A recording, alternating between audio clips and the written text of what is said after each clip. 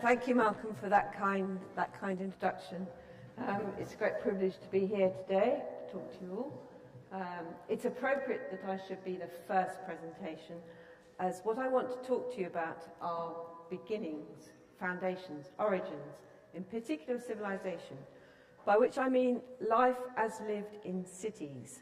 And the reason for the title of my book, and indeed the title of my talk, is because I believe that if we are approaching chaos and civilization is about to collapse, then we might do well to reconsider the ancient past, looking back for ideas about how to go forward, as it were. Now, I'm going to go through this quite fast, so if you miss anything, you can either ask me in a break, or you can find it in my book, copies of which are for sale here, or on Amazon, or Nexus magazine indeed sells my book, and they're upstairs. They've got a wonderful display upstairs. So this is where we normally start with talk about civilization, with Greeks and Romans at about 600 or 700 BC. And for many, this is the high point of civilization, and we credit them with civilizing influences such as sanitation, legal structures, straight roads, medicine, geometry, philosophy, mathematics, that kind of thing. And the Romans, along with the Greeks, as the most powerful of all the Indo-European tribes, continue to dominate us in the West. But as well as giving us our access to the past, because we can learn about life 2,000 years ago by reading the material they left behind, they also form a barrier. So much of what we understand about the ancient past is mediated through their mindsets, their way of thinking, because we have inherited their languages. And they have obscured our access to another, older, alternative interpretation of civilization, which is mysterious to us. But if we could suspend our arrogance in thinking that we are the most highly evolved, we could learn from that. And part of the reason why we don't know much about the older story is because the Greeks and the Romans themselves, especially the Romans, did not understand these people, the Egyptians, even though they lived with them for several hundreds of years. But it's mostly through the Greeks that we know as much as we do about the Egyptians, as the Greeks were the closest to them from about 600 BC onwards. But even the Greeks were denied access to all of Egypt's secrets. And after the end of the 4th century AD, when the last Egyptian priests were massacred, so much about Egypt remained mysterious, a closed book. Egypt, however, is central to what I'm going to talk to you about today because it is perhaps the best example of an alternative concept of civilization, because the Egyptians, along with other Bronze Age cultures, based their society on the same common archetype, evidence for which exists before Egypt begins. And it is this archetype that I'm going to explore with you today, my ideas of what it was, how it came about, as well as present to you evidence from a surprising source that I think confirms my interpretation. And to do that, I'm going to take you back to the beginning, back to the end of the Ice Age, more than 12,000 years ago, because it's here, at the end of the Ice Age, that we have told ourselves a story that this is when civilization sort of starts. And we've told ourselves a story, it grows out of a farming experiment. The dashed line on this map is the extent of the ice. This bit here, there's some ice here. And this line is the lower sea level. So you can see England was connected to the continent. The Black Sea at that time was a lake. Called the Euxine Lake, because there was no sea, going through to the Mediterranean. And I borrowed this map from with his permission from Oxford professor, Professor Brian Sykes. And you can read about the clans in his book. He's a professor of genetics. His book's called 7 Daughters of Eve. And it's not true that no one lived in Europe during the Ice Age. 6 of these clans go back more than 10,000 years. Indeed, Clan U, which is down here, goes back 45,000 years. So, to be more precise, when we talk about our farming experiment, this is where we're talking about, the Golden Crescent, which is this bit here. This is the Euphrates, the northern Euphrates. This is modern-day Iraq. So you've got Black Sea, Mediterranean Sea, Persian Gulf. And it's this line here that we call the Golden Crescent, the Fertile Crescent. And not only evidence of farming here, but the earliest metalwork, the earliest pottery, although no cities as such. And it's here that we find the first domesticated cereals on the upper Euphrates, around here at Tel Halula. And we're given the impression, you can read about it in the British Museum, that now it's the end of the Ice Age, it's all kind of warmed up, and Paleolithic man, instead of sitting in his cave, begins to throw seeds around, finds he has a surplus of crop, being clever, decides to exchange it for something else, and hey presto, we as primitive people are on our way to becoming civilized, with towns and cities growing out of these early marketplaces. And the first cities then appear 5,000 years, around 5,000 BC, down here in southern Iraq. And this is the story that we've told ourselves. This is Mesopotamia, or Sumer, it's also called.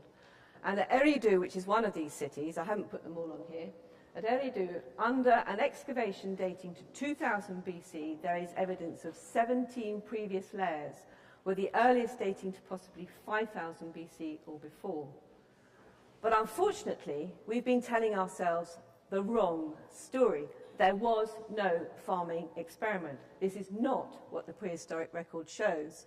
For a start, Natufians who were around from 12,500 BC onwards cultivated wild seeds for 3,000 years, and there was no change from wild to domestic. Now, what I should do is perhaps explain to you what I mean by domesticated cereal. And here we have a typical barley head.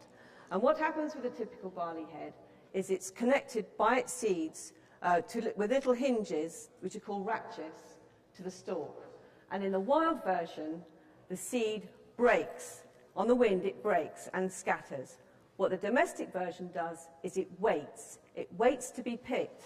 It waits till it's ripened to be picked. It's not taste, it's convenience. It's the difference of a single gene. That's what makes the difference between domestic and wild. Now, the chances of a rare genetic mutant wild cereal turning into a domesticated one have been calculated by academics and experts at once or twice in 2 to 4 million seed heads. And what they've worked out is that it would take normally 20 to 30 cycles for this to happen. And if you only grow it once a year, that could be 20 to 30 years. Now, the experts make an assumption without any evidence at all that women chose to pick these non-brittle seed heads. So I don't think this is true. I don't think that stacks up. I think that's just nonsense. Because why on such a low probability would anybody make such a distinction? They were gathering food. They would gather them all. No one is realistically going to wait around that long for an experiment to work. They would return to trapping and say, Dad, you can forget your farming experiment. So the change must have been instant. And it's certainly not possible to suggest it was an evolutionary event, because evolution takes far too long. Now, another point that is overlooked is where this change takes place. What does not make sense is it takes place again and again in places which are not obvious for farming. Because what I haven't made clear is that where the Golden Crescent is, this bit here, is almost entirely mountainous. You have the Taurus Range in the west, and it goes up through Kurdistan, and it comes down through here through the Zagros Mountains. And the comments from the archaeologists who work in these areas is, again and again, is such as one singularly uninviting. One said about a site in the Mosul-Sinjar region, which is in the north of Iraq, even allowing for change over time, degradation of habitats. Another said of a site in the Upper Zab, not really suitable for farming, yet there is plentiful evidence of it here. So we have not only cereals, metalwork, but also early settlements like Çatalhöyük, which dates to about 7,000 BC. Now, I'm not going to talk about Göbekli Tepe, which is older. Marcus Allen tomorrow is probably going to mention that one, because that has a different purpose and a different function. This is a reconstruction of Çatalhöyük, and Çatalhöyük is along that end of the Golden Crescent. And what's significant about Çatalhöyük, apart from its proper street pattern, it's well laid out, is that the central storerooms are better built than the human dwellings around them. And I'll come back to why that point is significant. And the other thing that's interesting about Çatalhöyük is it's part of a series. There's a whole series of these settlements going up as far as Mount Nimrod in this area. And if you go to the British Museum, you can see the beautiful pottery of this culture they're called Halafians. So this is what happens here, and it doesn't lead to a city. It doesn't develop on from here. Their diet is still very much Stone Age. It's still aurochs and wild animals and such. So it's civilization with only fingerprints of civilizers. So to recap, this all begs the question, what were they doing in mountains? Why would you start a civilization experiment in a mountain? And I'll come back to that. Because as I have said, it's not until 5000 BC that in the early Bronze Age that the first cities that start to appear. And these are the first cities that we know about. And we know these are cities, they're different from Çatalhöyük and other settlements, because they have the recognizable infrastructure of a city. They have temples, they have administrative evidence and that kind of thing. Uruk, which is a little photograph of how it looks today, pretty much a pile of stones. It was typical, a highly organized, civilized city, planned urban layout, architecture, pictographic scripts, cylinder seals, that kind of thing. Now, the conventional view is that this move to live in cities happened because of a change in farming. It's what they call the secondary products revolution.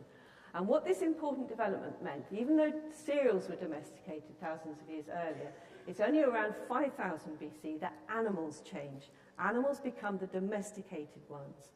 And what this meant was that instead of just penning them up for meat and hides, which Neolithic man had been doing for thousands of years, suddenly, all of a sudden, this chap, his females, this is a modern reconstructed, genetically bred back auroch, this guy here. His females became docile enough to take milk, to make the secondary products of cheese and butter. That's the significance of this.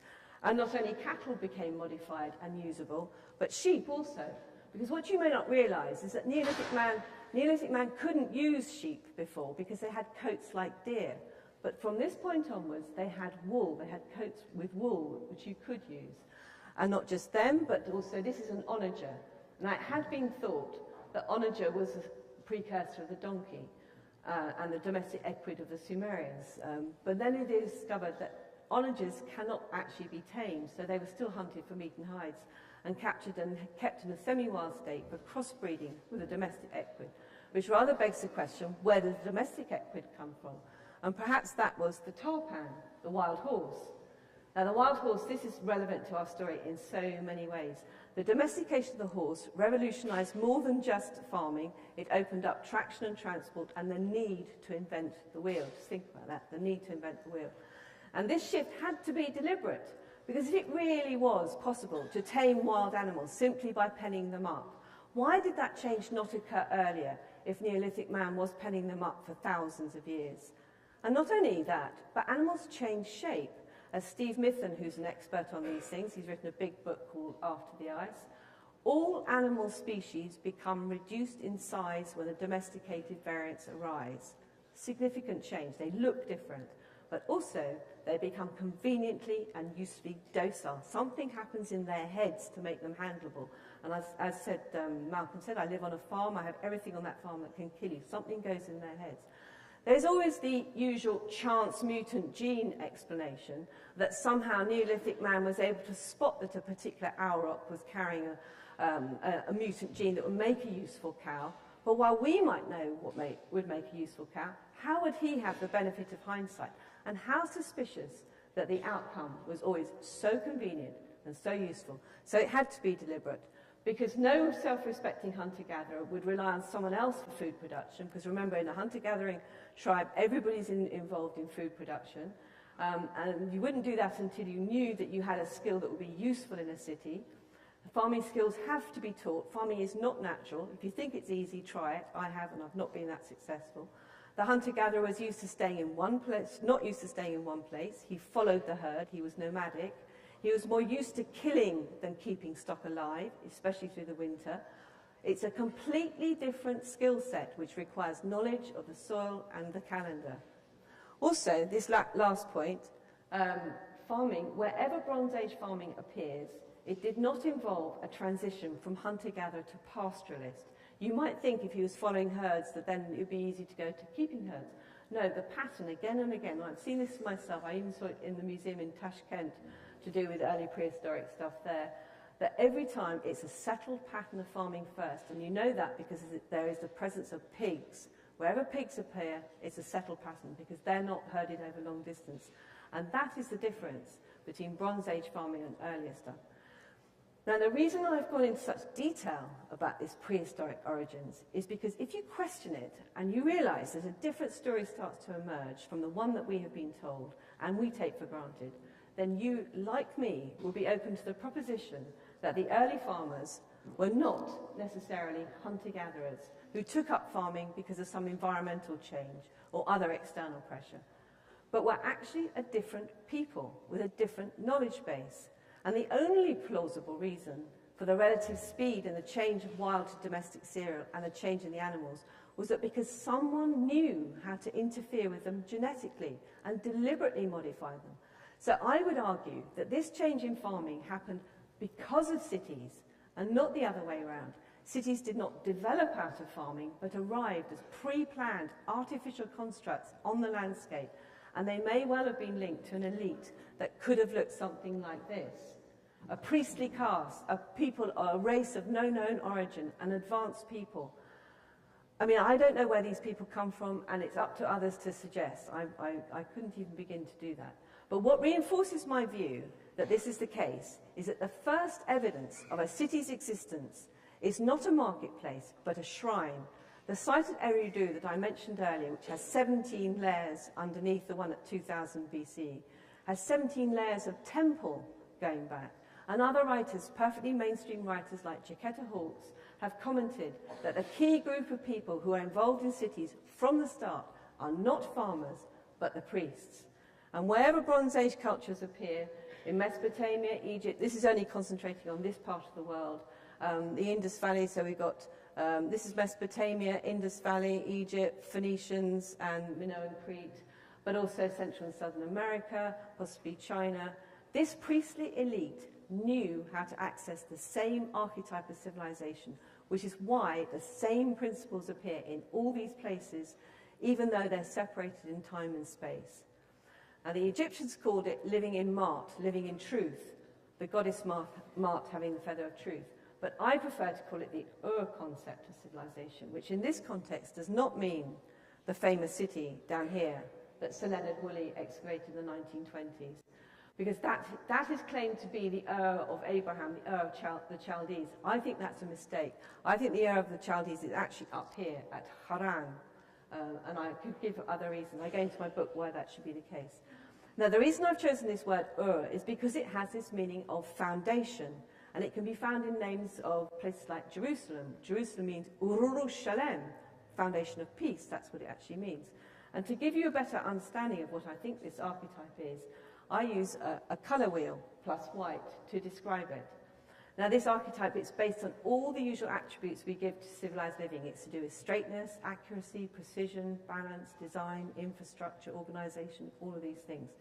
And if any part of the circle is more important than any other, it's to do with the priesthood, because they're at the center. They supervise the foundation of the cities, the construction of the great engineering works, the monumental architecture. They sanction the trading exchanges. They determine the calendar. They predict the weather.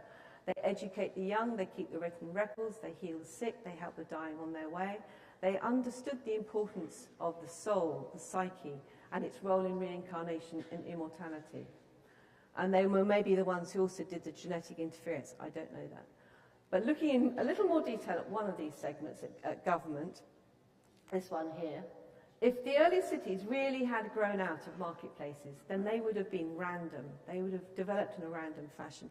But as far as I can tell, they had pre-planned layouts which have often conformed to three basic patterns: quartering, gridirons, and circular. And now for the ancient Egyptians, for example, surveying was so important. They gave this role to Sechet or Sefet as the mistress of measure. This thing on her head is supposed to be a kind of sighting device. Fundamental to ancient architecture was sacred geometry. So we have the golden section, phi, which is as much part of ancient architecture knowledge as pi. Phi and pi go together. They're consistently found in the architecture of Egypt. And whatever they built, straightness was a key characteristic. The Epic of Gilgamesh, which was written about 2000 BC, refers to the walls of Uruk being as straight as the architect's string. So the plumb bob was very key to all of this. This thing here, and I've seen examples of plumb bobs in the museums in Delhi to do with the Indus Valley, and in Luxor in Egypt. And water as well is very key to the whole thing, because if you have good control of water, you can survive in very harsh environments.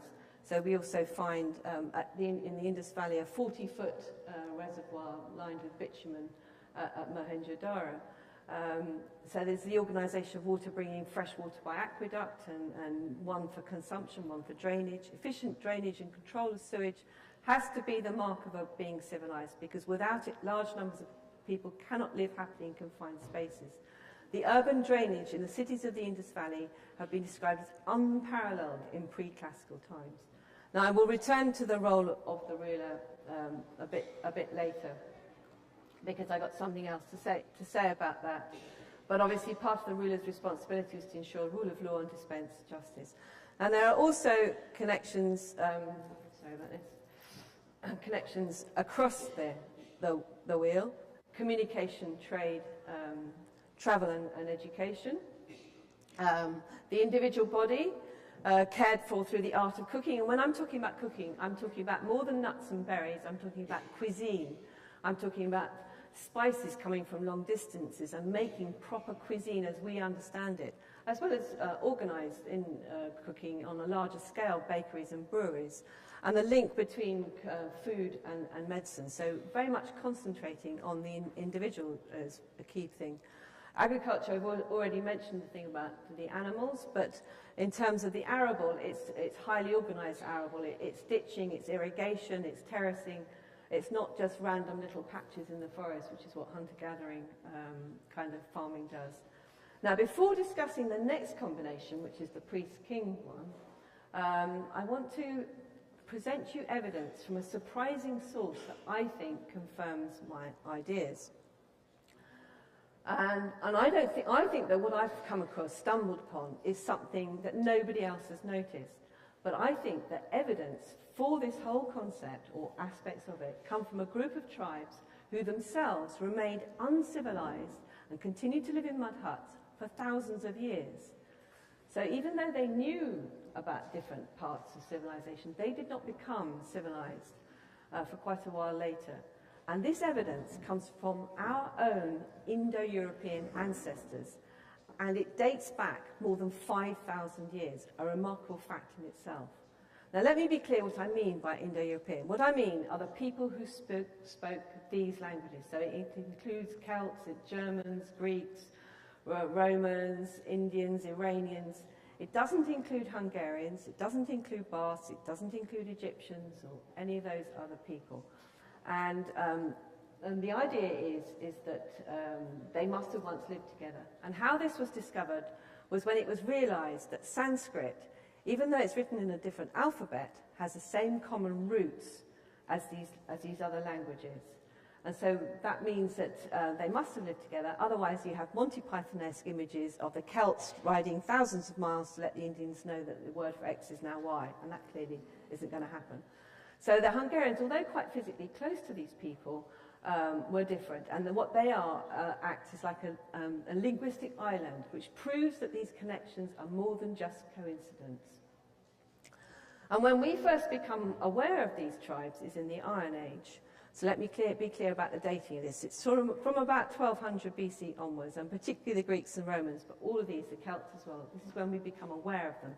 But when they last lived together was in the Bronze Age, over 5,000 years ago. And 3,100 is the cut-off point, and I'll explain why that is. And this is thousands of years before they actually lived in cities. This is why this is remarkable.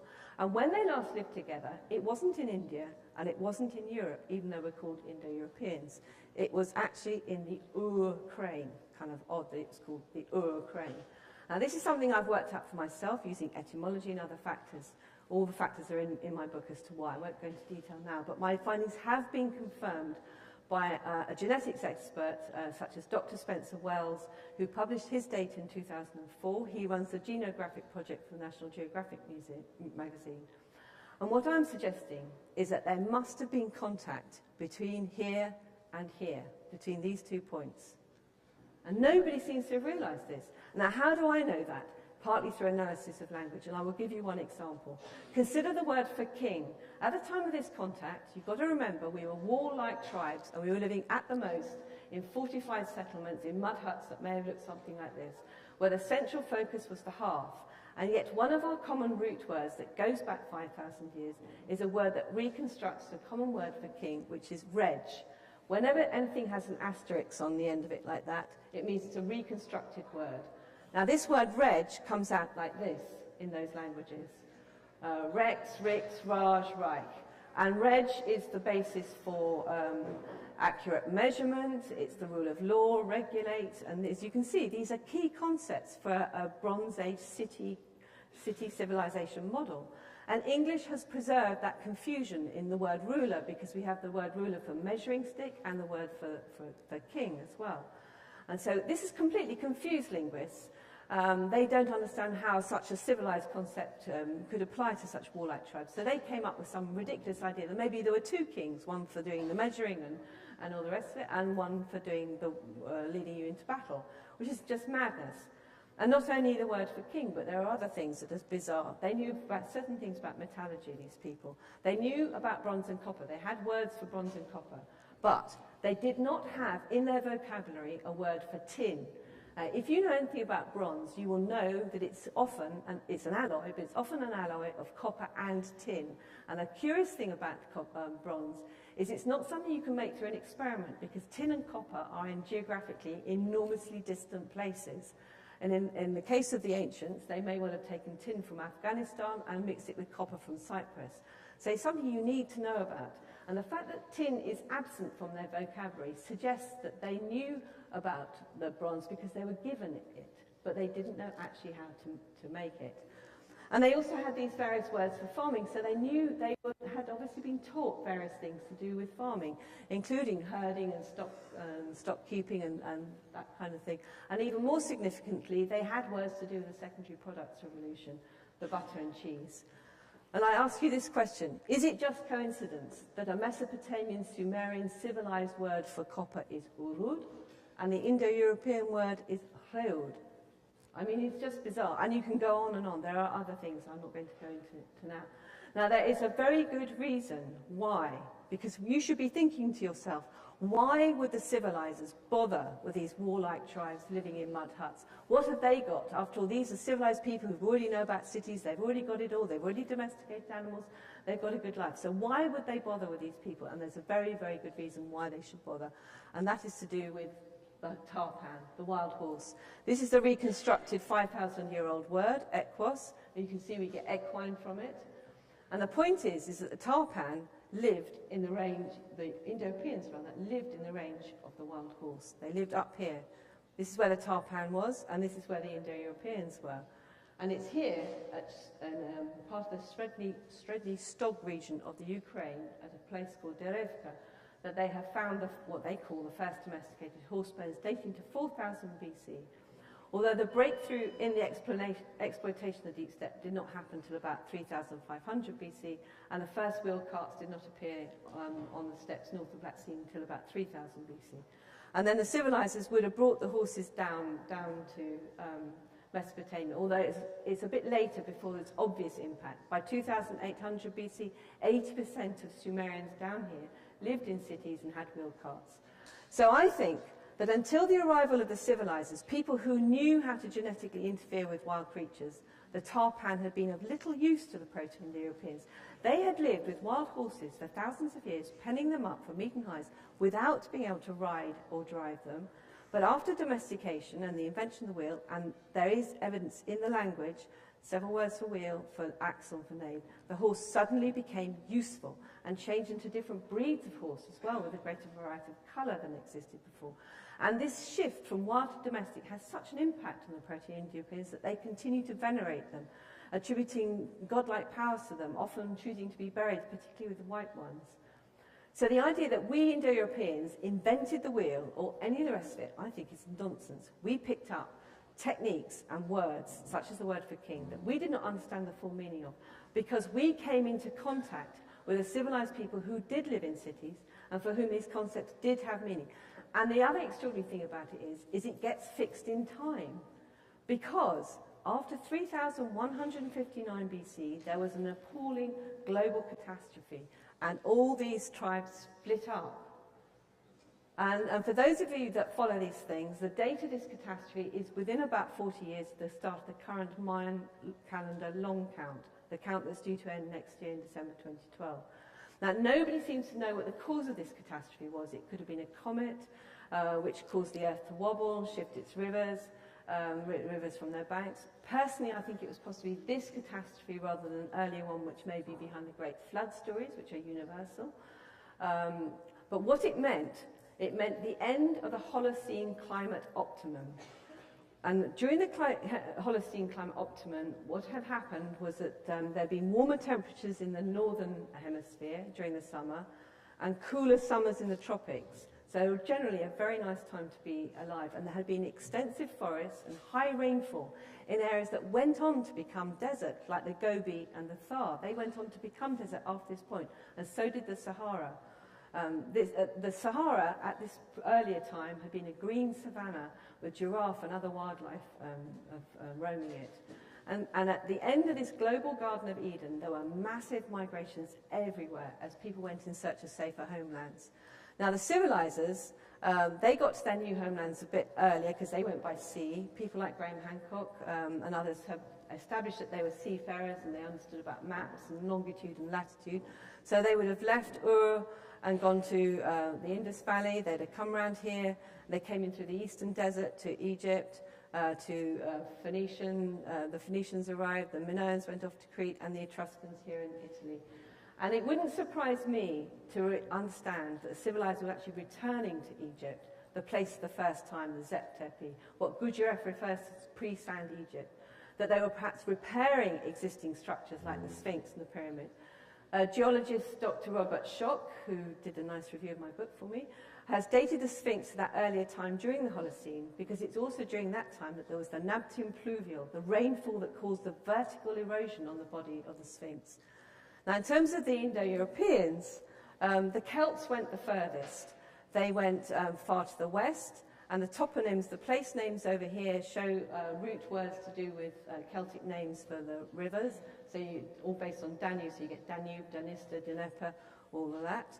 And they ended up in Ireland. They went that far. And they also went to the east. Now, don't laugh, I think this is just so funny, but it's where they became Tokharians. But 4,000-year-old, 6-foot-tall, ginger-haired mummies wearing tartan have been found in the Chinese Taklamakan Desert. I mean, you know, you can't make it up. It really is true. Anyway, the Greeks and the Romans came down here through the Caucasus. They ended up in Turkey before moving across. The Indians and the Iranians went down this way, and the Indians ended up in the Indus Valley, where they met up again with the civilizers. Now, so what this meant was the Indo-Europeans split up into their individual tribes, and the civilizers had no further common impact on them, because they're now thousands of miles apart. But bits of knowledge get stuck with certain tribes, and the Celts of all the Indo-Europeans are perhaps the most interesting, because maybe they were the closest to the civilizers while they'd been in their original homeland. And maybe they'd even retained knowledge, perhaps, of the civilizers' gods, because it is curious to find thousands of years later, this is an Egyptian god called Thoth, that in the 1st century AD, so we're talking several thousand years later, we know him as Thoth, the god of writing. The Celts were still calling him Titates, which is one of his old names. Now, what you have to remember is at this time, the Greeks and Romans had changed him to Hermes and Mercury. And so what the implication of this is that the Celts knew this name before the start of Egypt, even, if I'm right. And the name Hermes is interesting because that had, again, this word Ur, and the word Mes means son of in Egyptian. So this could mean they saw Thoth as the son of the foundation. So that in itself is a curious thing. But in spite of their close proximity, the Celts or whoever else, to the civilizers, they didn't know about other aspects of Thoth, particularly to do with the metaphysical aspects of civilization in general, because they didn't know about his relationship to his other name, which was Jehuti, which is the originator of sound. And this is to do with cosmic vibration, this name. And in this context, he's the originator of sound, of vibration, which sets all matter into motion in primeval time. Because the name Jehuti links to the Jed pillar and this symbol here. And the Jed, according to one writer, is this symbol of cosmic vibration, animating all matter, bringing it to life. All things possess a distinct frequency derived from the cosmic ambience which existed at their birth or inception. And this particular writer describes the principle of jade as being high science, practiced in the temples with chant accompanied by sacred instruments, a fundamental resonance in whatever form that affects living matter, whether it's music, chant, or speech. Ancient Egyptian texts refer to the importance of the word in the creation of the world, and the first discourse of the Hermetica speaks of the chaotic dark waters of potentiality on which Atum's word fell, calming them and making them pregnant with all forms. So did this mean that the ancients understood connections between vibration, frequency, and maybe quantum physics? Was this what was meant by magic? Because in the ancient past, they had an idea of dynamic dialogue between the magician, magus, or priest, and the spirit world. The Hermetic dictum, as above, so below, could be reversed if you knew the techniques, if you'd been initiated. You could operate sympathetic magic. The principle of correspondence is that like attracts like. So some of what they might call magic, we might call science. There was no distinction in the ancient mind between science, religion, or magic. And however you look at it, quantum physics is strange and magical. Particles in two places at once, concepts of entanglement, never being sure which aspect of a photon or electron apply, the wave or the particle, giving rise to Heisenberg's uncertainty principle. In Newtonian physics, there had been an assumption that the universe consisted of solid objects surrounded by empty space. But what quantum physics has done, however, is go beyond even Einstein's famous equation of E equal mc squared. Physicists have now realized that this does not mean that energy converts into mass. You can almost reverse it, but that mass and energy are essentially the same. There's now a view that there's no such thing of mass, only electrical charge and energy, which together create the illusion of mass.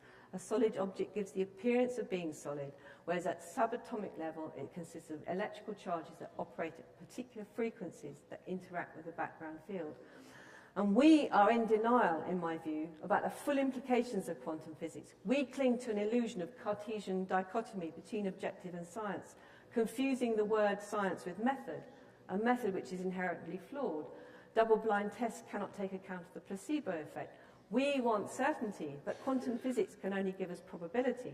Is Schrodinger's cat alive or dead? No one can answer that question. What we should be using instead is science as useful knowledge by whatever method and however that is derived.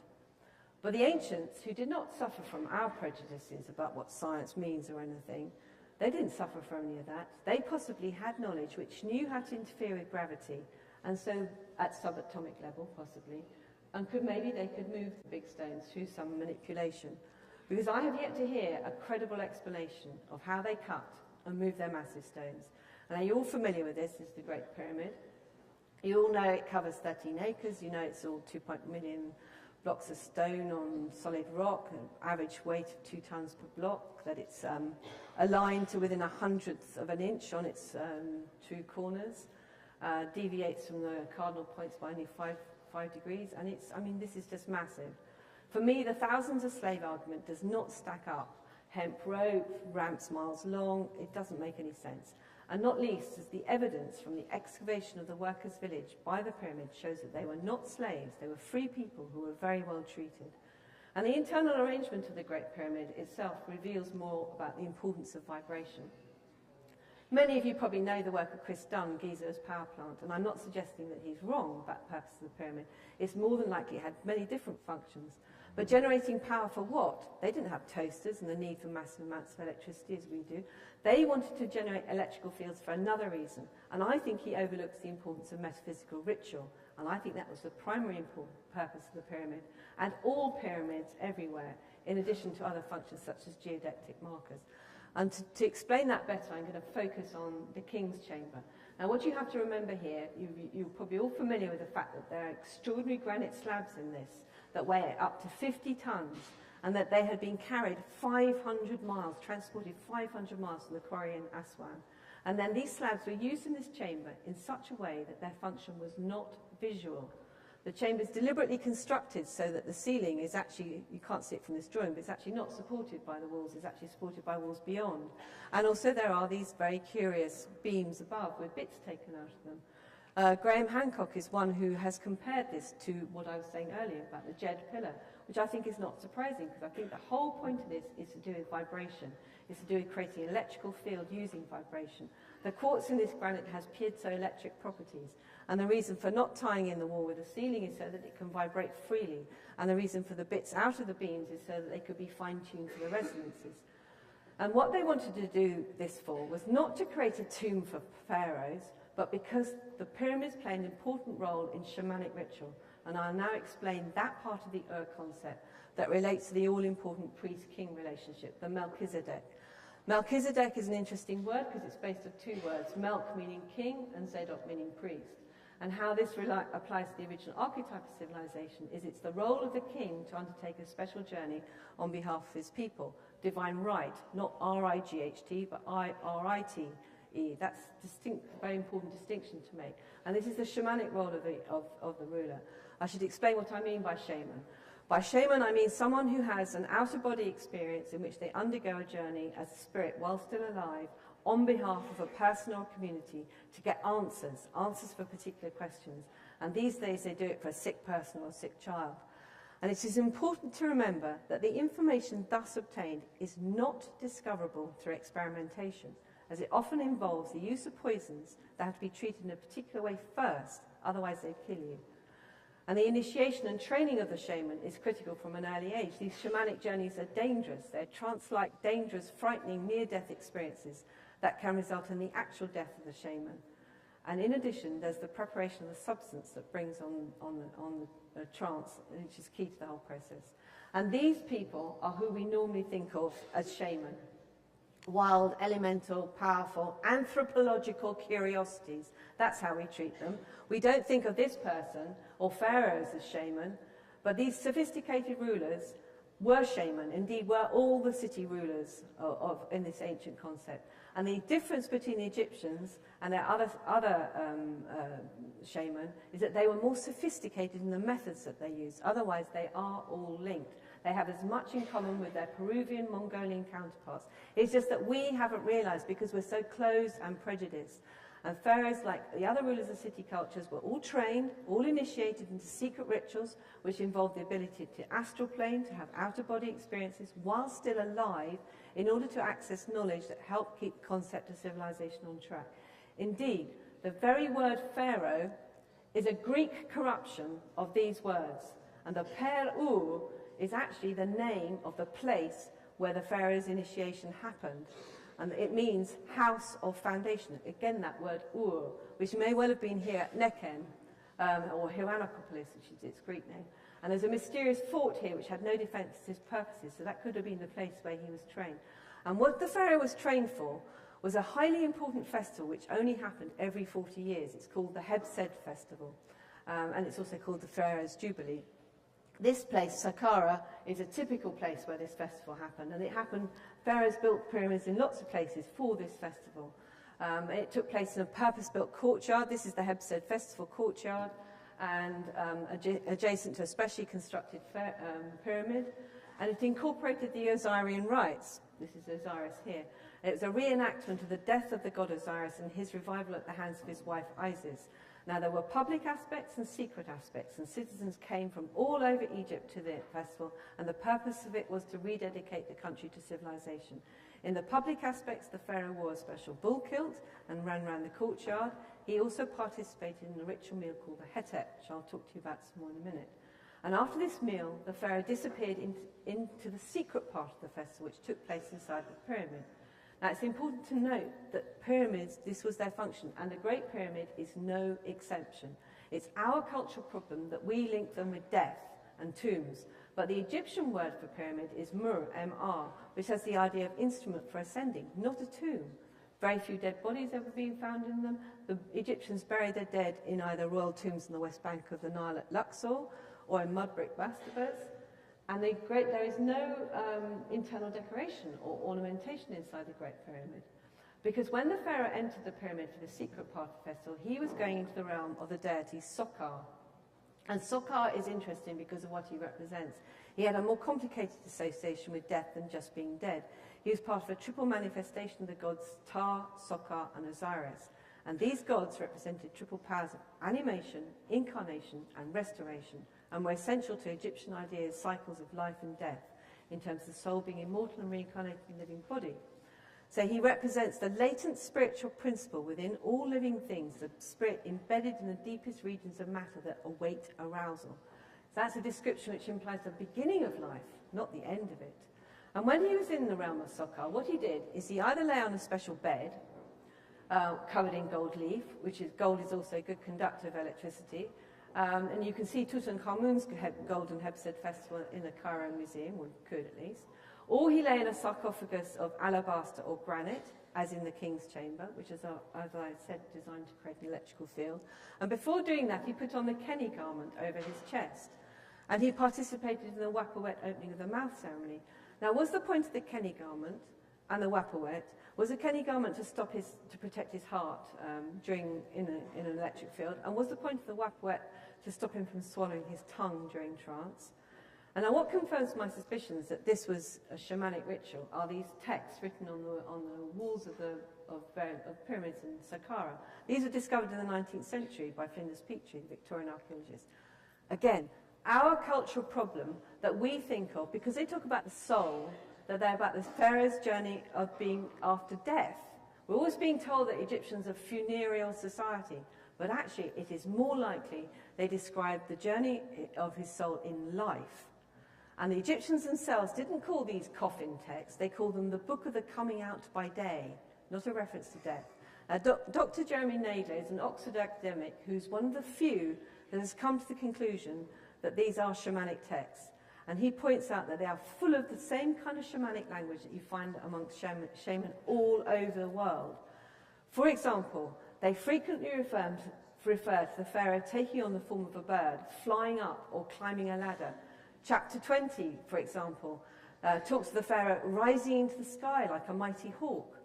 The antechamber text in the Pyramid of Unas at Saqqara refer to a stairway to the sky, which is set up for me, that I may ascend on it to the sky. I ascend on the smoke of the great sensing. I fly up as a bird. Elsewhere, the same text refer to the pharaoh flying up in the form of a falcon to the imperishable northern stars, an important point I shall come back to first. But let me explain a bit more about the Egyptian concept of the soul. They had a totally different understanding to us. We're only now relearning about it, about different layers, about auras and that kind of thing. For the Egyptians, that would be completely familiar. For them, it was a complex entity. It wasn't a question of being dead, alive, or judged. Instead, the soul was composed of many layers or etheric bodies with three main components: the ab, the heart soul, the ka, and the ba. I will talk about the ab, the heart soul later, but taking the ka first. It's represented by these upraised arms. That's the hieroglyphic image. It's just on the head of a pharaoh here. And this is the layer of the soul that corresponds to what we call the aura. It was the vehicle transmitting vitality into a body. And strictly speaking, what we call the soul was the ba, little bird. And this aspect of the soul was the astral body, because although it needed the ka to inhabit a body, it could leave while a body was still alive. So thus, at night, when you're dreaming, it's your ba going off. And this is Tutankhamun standing in front of his bar with a little bar on a perch here. And all these aspects of the soul were eternal, and what the pharaoh was trying to do during his shamanic rituals to unite them, his ka and his bar, to become a shining ark, a heron, which is sometimes referred to as the phoenix.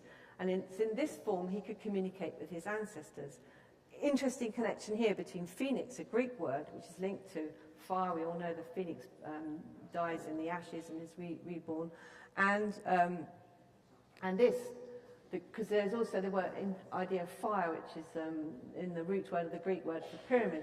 Pyre is fire here. But again, the Egyptian word mur, meaning instrument for ascending. Now I'm just going to run through this next little thing very quickly for a bit of fun. And you don't have to draw any conclusions from it, but think of mur, ka, pa. That, for those of you who might be familiar with it, this is a symbol that's often called the Merkaba. And this is actually a crop circle that I went to see this summer. But anyway, carrying on where I was. Where the pharaoh was astral planing to in his Merkaba were the fixed stars, the imperishable northern stars, which are called the Kemi. Now, is this the true meaning of alchemy? We've been misled about alchemy. It doesn't fit in this context. It's called the Black Lands, the Kem. What I think it means is the fixed stars, because I think this is where the pharaoh was going to. And the Greeks, who knew a little bit about what the Egyptians were up to, perhaps got confused, and they maybe confused the process with an outcome. As a consequence, we associate alchemy with the process and not with the outcome. which is why we don't know that alchemy actually probably means this astral planing bit. Because we normally think of it as to do with all of these things, to do with transmuting metals into gold. But maybe it wasn't just that. Maybe it was the combining of a substance with purified gold for ritual purposes. And there are several methods for achieving purification of gold, and one of them is to expose them to a high electrical charge to remove impurities. Someone writing in the 1950s alludes about alchemy, alludes to the role of electricity in his summary, and he explains in details the steps an alchemist might follow. The first phase is the preparation of the universal solvent, or using a mineral called magnesia sages, which this writer identifies as having electrical properties. This is an important point. And the second phase is in operation, producing a powder, dazzling white colour after slow heating. And the philosopher's stone, he confirms, is a powder. Writer Lawrence Gardner also talks about the electrical processes of purifying gold, resulting in a powder with levitational properties. Now, how this fits in with the Heb-Sed festival is that a key part of the Hetep ritual meal was the Hetep ritual meal, the thing that brought on the trance, a key part of it was the solar bread. And there are several references to solar bread in the pyramid text. One pyramid text describes as an enigmatic food spell, is an utterance for the offering bread to fly up. So what was the solar bread, the essential ingredient? And it clearly has special properties. Now, there are circumstantial evidence that confirms my interpretation of the links between that and the cow goddess Hathor. The cow goddess Hathor had many roles, mostly to do with nurturing. She often lent her horns to the goddess Isis when she was tending the infant Horus. But Hathor is the one who nurtures the soul of the pharaoh on his journey. And she also had other names, such as Nubtu, Golden One. And if we go to her temple on the Nile at Dendra, here we find the hieroglyph for gold on its back wall. I haven't got a picture of that, unfortunately. And it's in the crypt there, at this temple, that you find these extraordinary drawings which look like light bulbs. And I've described in my book, and others have too, about possible electrical processes here at work. But even more significantly, it's at her temple at Serabit el-Kharim in the Sinai Peninsula, where in the 19th century, Flinders Petrie found mysterious white powder with no animal residue, so it wasn't from sacrifices or something, vast quantities of it hidden under slabs in the floor. Now, was this powder that he found in her temple the philosopher's stone? Because maybe we haven't realized that the philosopher's stone and the solar bread are the same thing, and that the Egyptians used the levitational properties of the white powder in the form of the solar bread as their means of entering a trance, and that the Hathor temples played a major role in the preparation of that. Now, there remains a piece of the jigsaw to add. Who was it that the pharaoh was communicating with? And is there another connection here with an Indo-European root word? Who were the Neta, or Neta, the Egyptian gods? Were they sometimes giant snakes? And is it just a coincidence that the Egyptian word for Neta compares with an Indo-European, a 5,000-year-old Proto-Indo-European word, which comes out as Ada for us because we drop the N? And some research here which is relevant to this line of inquiry is from this book, Jeremy Nadler, Cosmic Serpent, because in 1985 he travelled to the Peruvian Amazon as part of his PhD in anthropology from Stanford University to study a native community called the Kirishari. And here he undertook various shamanic experiences using the ayahuasca vine. And during these experiences, a pair of enormous snakes communicated with him. And what particularly struck Nabi was the visual parallel between the image of the entwined snakes, such as in the caduceus, these bits here, that's the caduceus, and that of the double helix of DNA. You can see it on the cover of his books. That's the DNA and that's the snake.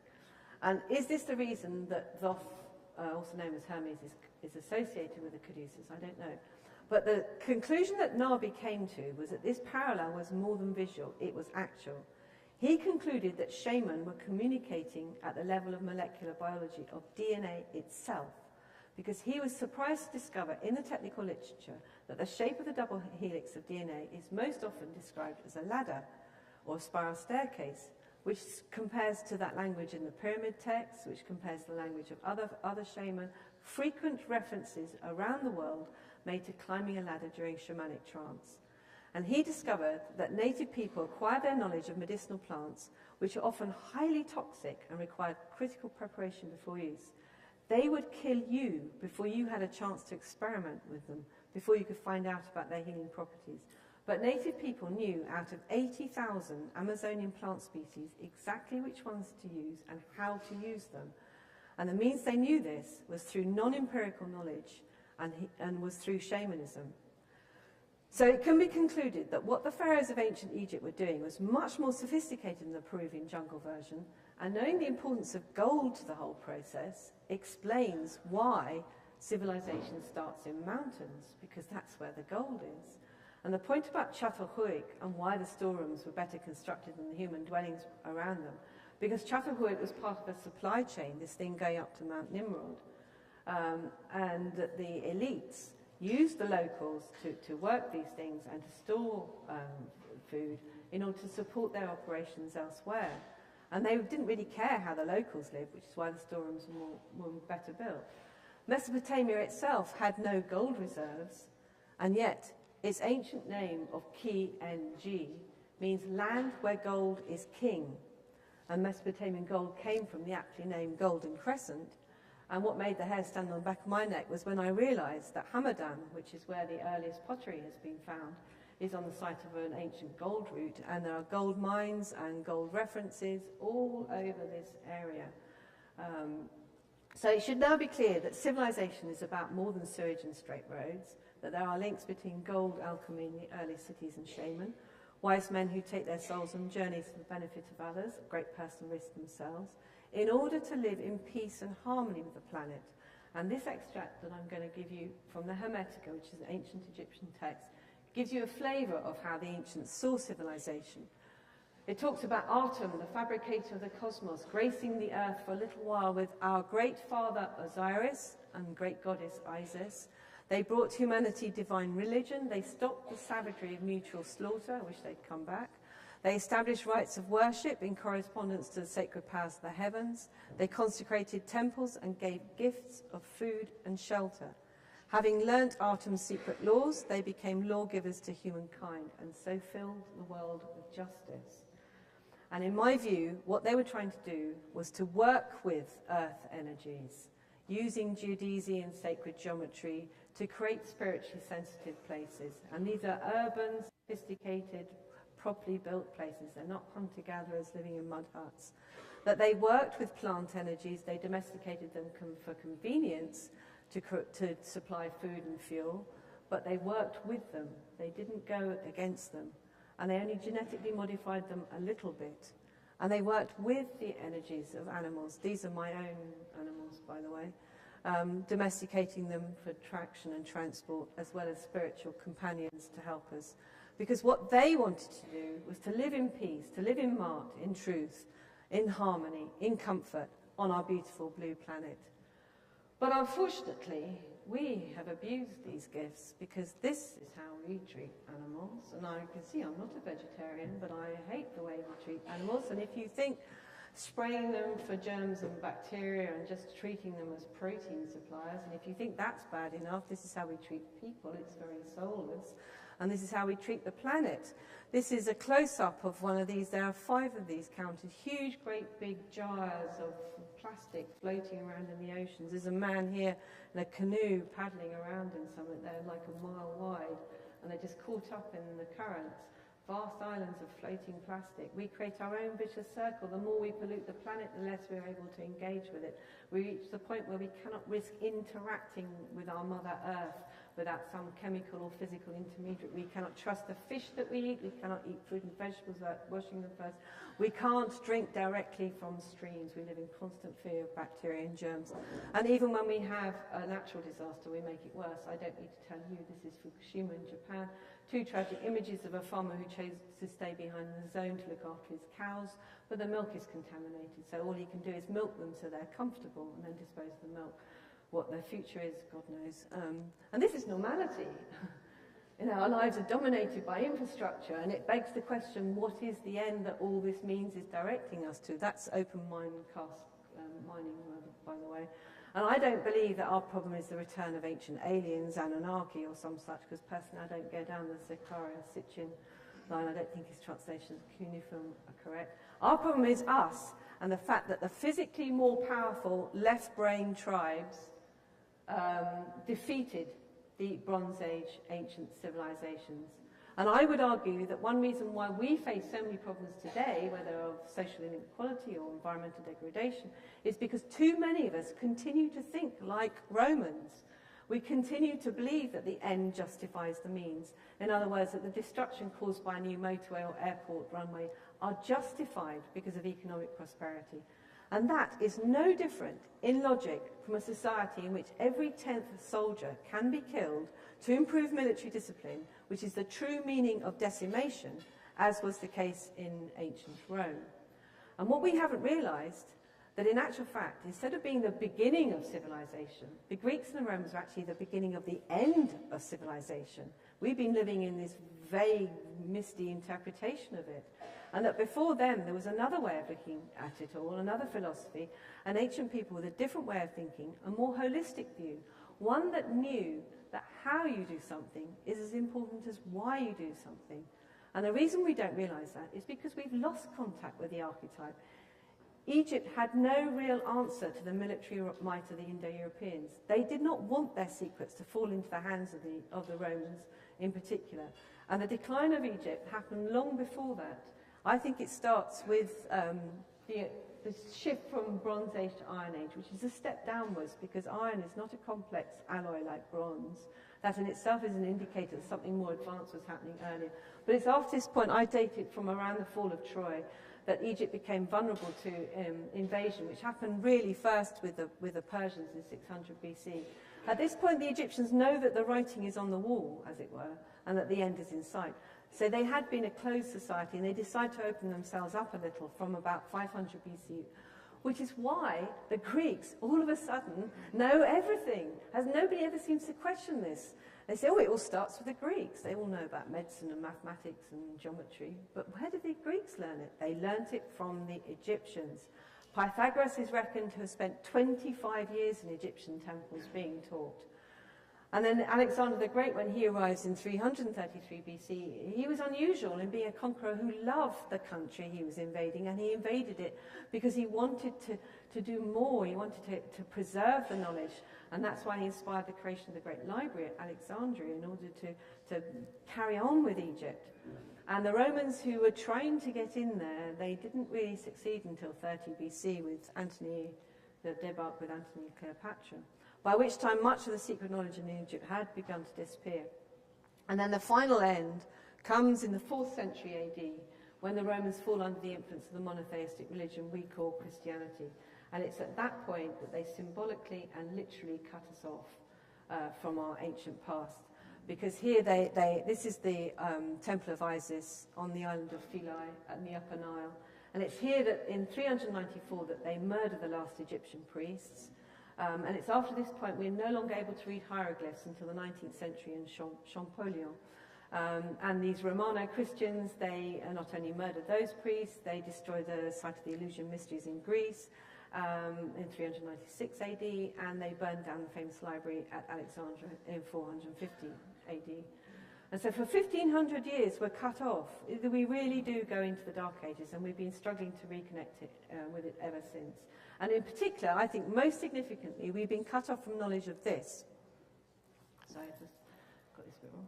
This, the Egyptian Hall of Judgment. And now what happens in the Egyptian Hall of Judgment is that the soul is led in, this is the soul, and first of all there is negative confessions in front of the 42 gods, 42 Nita. And the negative confessions go like, I have not committed adultery, I have not polluted the Nile, that kind of thing. And then what happens is the heart soul, the ab, remember I was going to tell you more about the ab, the heart soul is weighed against the feather of truth, the feather of Mart. And here's Thoth taking records. And Osiris sitting in judgment with his crook and his flail. Now, if you're found to be telling the truth, and then you are allowed to pass through and rise up and join your ancestors. If, however, you are not telling the truth, you've not led a good life, the devourer of souls eats your soul, and your punishment is to be reincarnated. Now, what you need to remember is that in the 2nd century AD, the early church father, Origen, deliberately introduces a concept of purgatory. No evidence for it, just makes a decision. Sinners need to taste something bitter, is what they say. And they deliberately eliminate any idea of reincarnation. They airbrush this creature out of the whole thing. If you go to a village near me in Suffolk, there's a medieval doom painting. It's got the same weighing scales. It's got the cross keys of St. Peter, as it were, because he's in judgment. And it's heaven or hell. But this is a policy decision. They didn't know this for real. They made this decision. And we have been suffering with the consequences of this ever since. And so isn't it just, so we live without knowledge of karma, without knowledge of reincarnation. Therefore we live off the earth and not of the earth. And isn't it just a little ironic that now civilization is possibly so threatened with survival that we are back. We are back in Mesopotamia, back in Iraq. This is the ancient place. And we are still taking resources from mountains.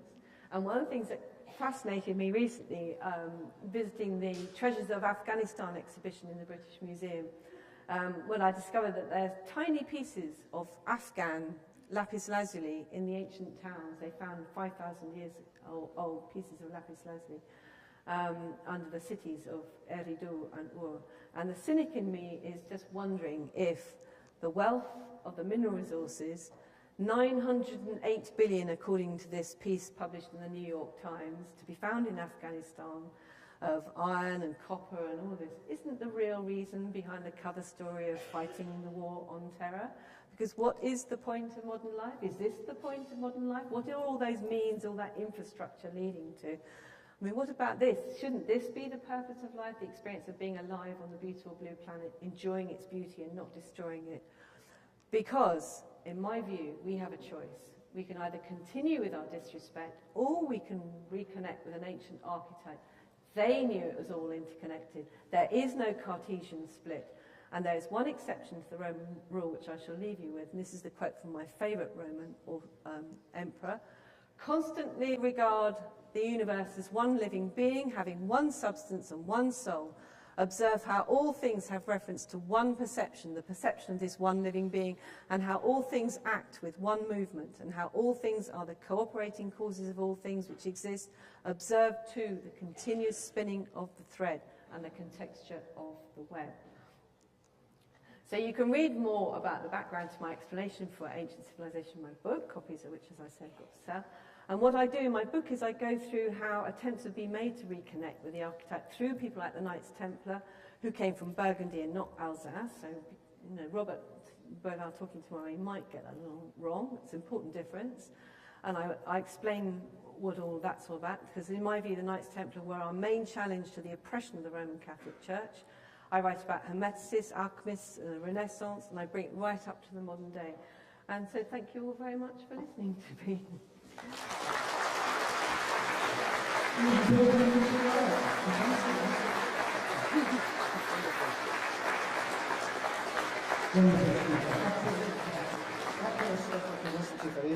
You can, so I'm happy to answer questions later or whenever.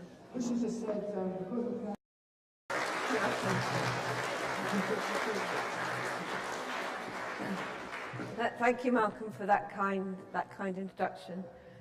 It's a great privilege to be here today to talk to you all.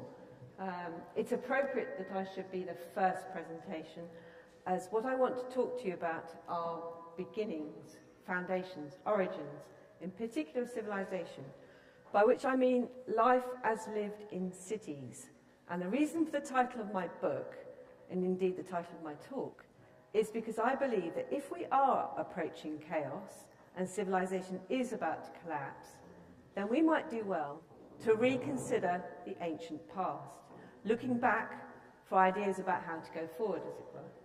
Now, I'm going to go through this quite fast, so if you miss anything, you can either ask me in a break, or you can find it in my book, copies of which are for sale here, or on Amazon, or Nexus Magazine indeed sells my book, and they're upstairs. They've got a wonderful display upstairs. So this is where we normally start with talk about civilization, with Greeks and Romans at about 600 or 700 BC.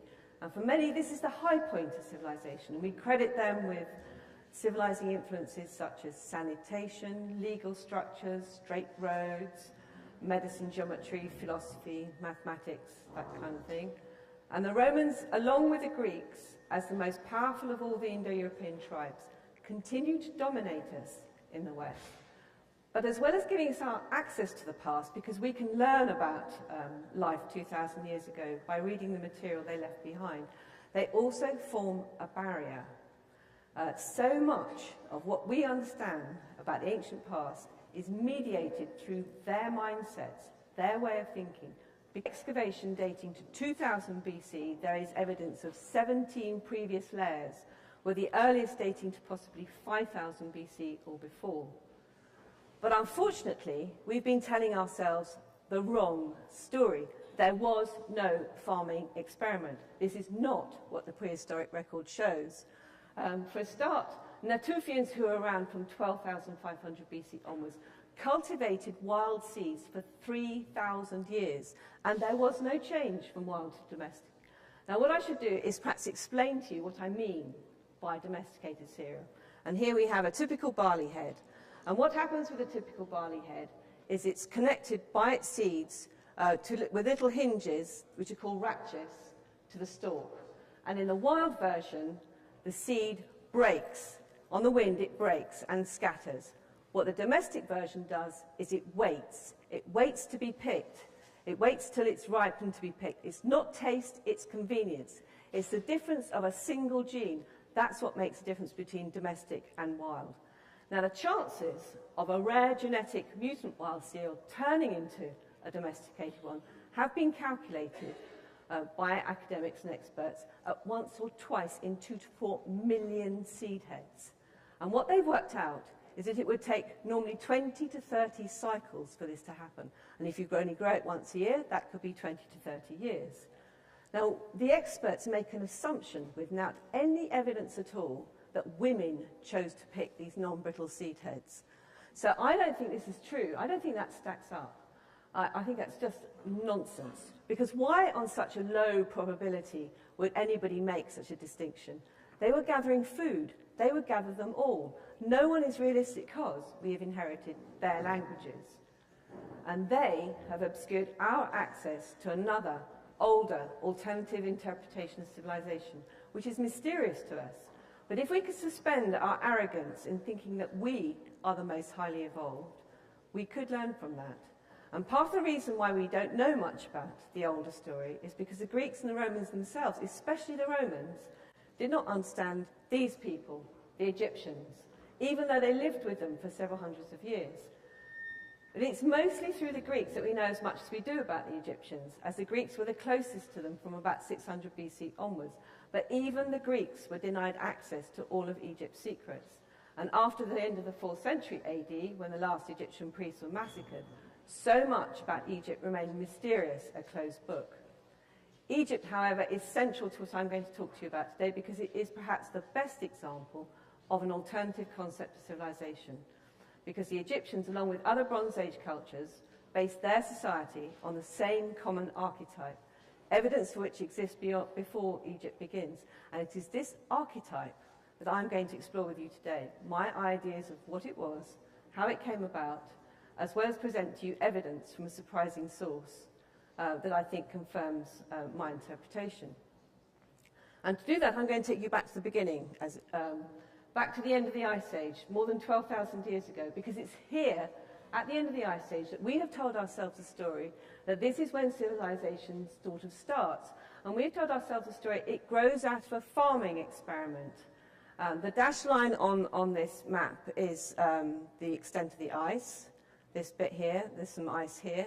And this line is the lower sea level. So you can see England was connected to going to wait around that long for an experiment to work. They would return to trapping and say, Dad, you can forget your farming experiment. So the change must have been instant. And it's certainly not possible to suggest it was an evolutionary event, because evolution takes far too long. Now, another point that is overlooked is where this change takes place. What does not make sense is it takes place again and again in places which are not obvious for farming.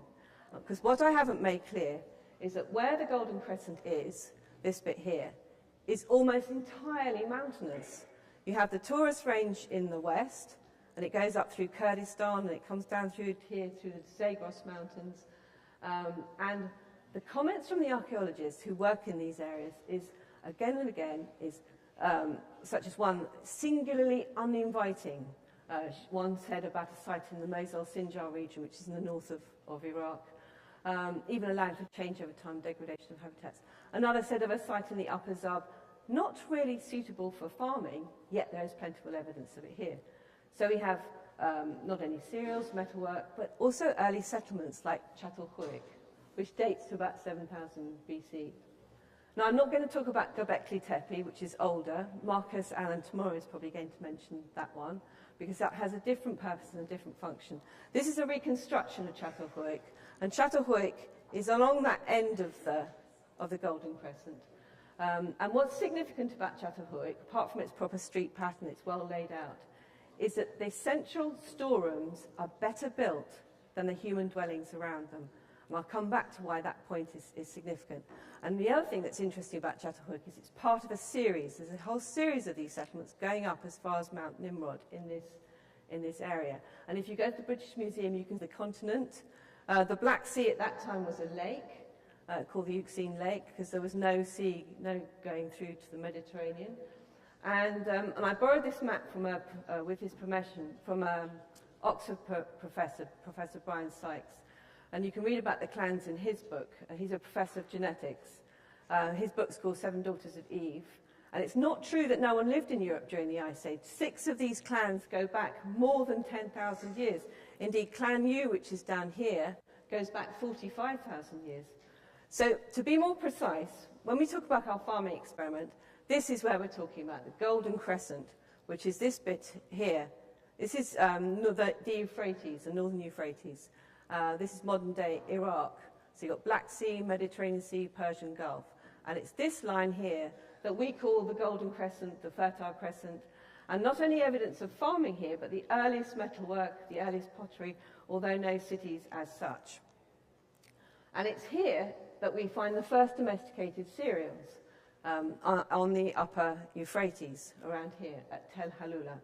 And we're given the impression, you can read about it in the British Museum, that now it's the end of the Ice Age, it's all kind of warmed up, and Paleolithic man, instead of sitting in his cave, begins to throw seeds around, finds he has a surplus of crop, being clever, decides to exchange it for something else, and hey presto, we as primitive people are on our way to becoming civilized, with towns and cities growing out of these early marketplaces. And the first cities then appear 5,000 years, around 5,000 BC, down here in southern Iraq. And this is the story that we've told ourselves. This is Mesopotamia, or Sumer, it's also called. And at Eridu, which is one of these cities, I haven't put them all on here, at Eridu, under an